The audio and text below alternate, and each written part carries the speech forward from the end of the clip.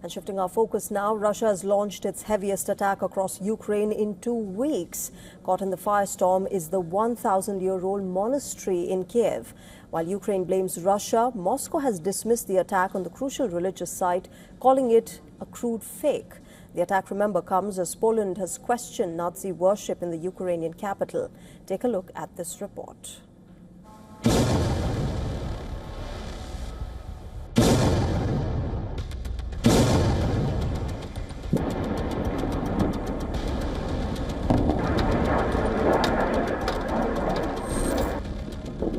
Kyiv is under siege.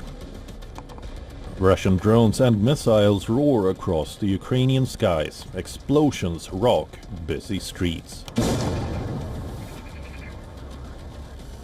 Residents run for life as glowing debris falls across the city.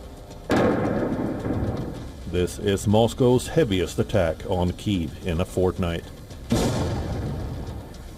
Ukraine is facing its darkest hour. Russia has unleashed a barrage of 611 drones, 70 missiles in overnight blitz. The unrelenting Russian strikes have sparked a blaze at a 1,000-year-old monastery in Kyiv. Kyiv-Pechersk-Lavra, located in the heart of Kyiv, is one of the country's most treasured religious and cultural landmarks. The monastery holds huge significance for Orthodox believers in both Ukraine and Russia. Apart from striking one of Christendom's holiest sites, Ukraine claims Russia targeted the Arsenal Cultural Exhibition Center and one of the capital's main postal hubs, severing a vital artery of civilian life.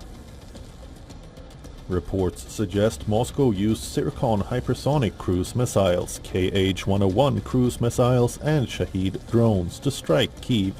The deadly Russian assault has left residents in shock and anger. Honestly, I am outraged. This is a holy site. They also claim that it is their holy site. You must not strike a sacred place, especially since the Kyiv-Pechersk-Lavra is, so to speak, a UNESCO World Heritage Site. It is horrifying. Ukrainian President Volodymyr Zelensky, who inspected damage to historic Kyiv monastery, claims 2 Russian drones deliberately targeted Lavra. He says Moscow doesn't want to end the war.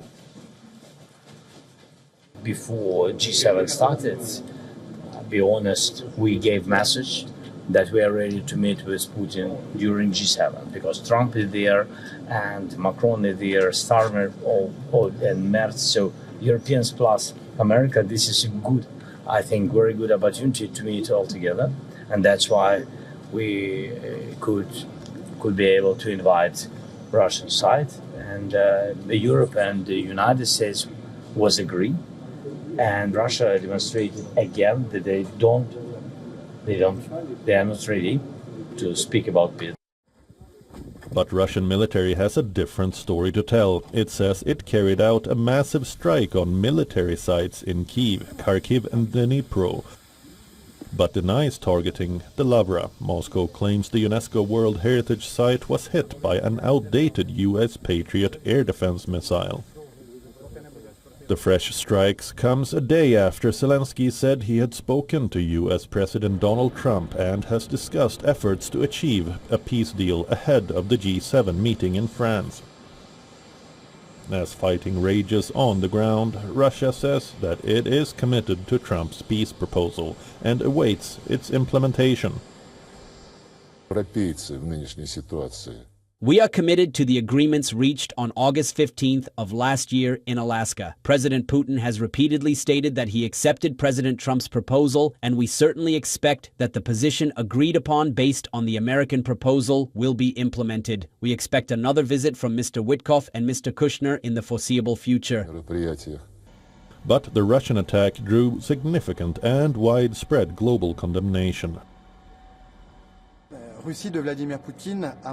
Russia showed the extent of its cruelty by massively striking the capital, Kyiv.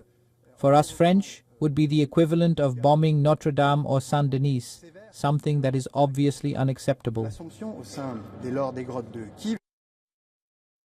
Russia has intensified its onslaught against Ukraine. It vows to continue fighting if peace is not struck on its terms. With G7 leaders meeting in France, the big question is, will there be a path to peace? Bureau Report, WION World is One.